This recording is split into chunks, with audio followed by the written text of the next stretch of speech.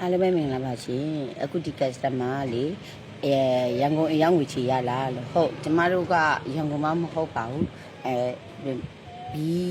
ပို့တဲ့မြို့နယ်တိုင်းကိုပေါ့နော်သူတို့ပို့တဲ့မြို့နယ်တိုင်းကိုအကုန်လုံးကိုအရောက်ငွေချေရပါတယ်အရောက်ငွေချေပို့ပေးပါတယ်အရောက်ငွေချေမရတဲ့ဟာကြီးကဘယ်လိုဟာမျိုးလဲဆိုတော့ကျမတို့ကဂျပန်နဲ့ယူရီးယားပစ္စည်းရောင်းတာပေါ့နော်အဲ့လိုရောင်းတဲ့ခါကျတော့အေးရောင်းငွေချေမရတဲ့ပစ္စည်းတွေကကျမတို့ရေခဲရှိမယ်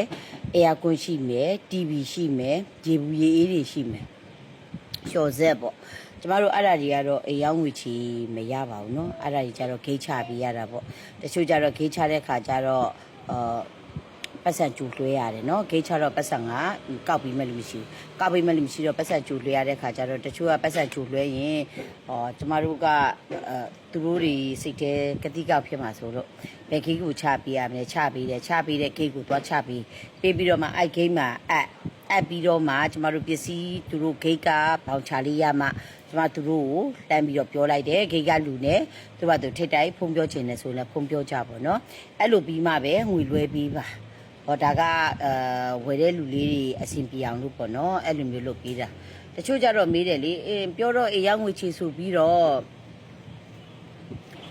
ဘာလို့အေးရောက်ငွေချေမရတာလဲလို့မေးလို့ပစ္စည်းမျိုးစားကွာပါတယ်ကျမတို့ဒယ်လီအပ်တယ်ဆိုရင်ဒယ်လီကကြတော့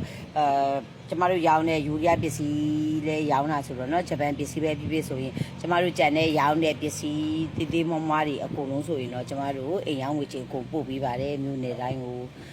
အခုကအဲ့လိုမျိုးပေါ့အဲယာကွန်တို့ရေဘူးရေအေးတို့ TV တို့ဆိုလည်းမရဘူးပေါ့နော်ကျမ TV ဆိုရင်တော့မှအခု live မှာနေပြီးတော့ကျမတို့မှာတဲ့လူတော်တော်များတယ်ဒါပေမဲ့ကျမဆိုတော့မပို့ပြစ်ပါဘူးဘာလို့မပို့ပြစ်ဘူးလဲလို့ပြောရင် TV ကကြတော့ကျမတို့မှန်က